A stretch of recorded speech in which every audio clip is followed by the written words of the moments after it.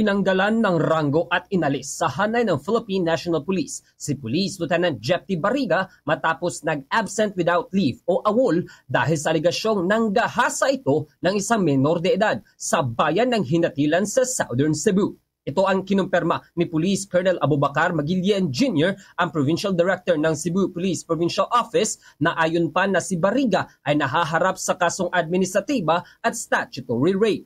Nangyari ang nasabing krimen noong Setyembre 28 ng kasalukuyang taon na agad namang nirelebuhan sa pwesto ang nasabing hepe ng Malabuyok Police Station na si Barriga noong Setyembre 30 ayon sa mandato ni Police Regional Office Central Visayas Regional Director Police Brigadier General Rederico Maranan nang malaman ang nasabing pangyayari. Hinihinalang nagtatago sa masukal na gubat ng Southern Cebu si Barriga matapos pinaghahanap ito ng kapwa pulis dahil sa kasong kinahaharap. Dagdag pa ni Police Colonel Magilien na may isang pulis din silang iniimbestigahan dahil sa pagkasangkot nito sa pagtulong kang Barriga na makatakas sa kanilang naisagawang manhunt operation.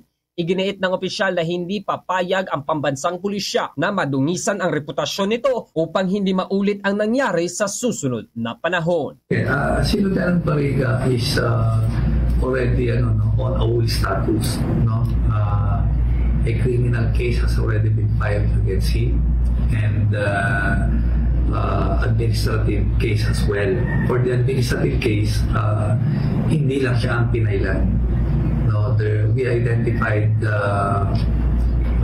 individuals who have helped him escape. So, pinailan din namin sila ng administrative.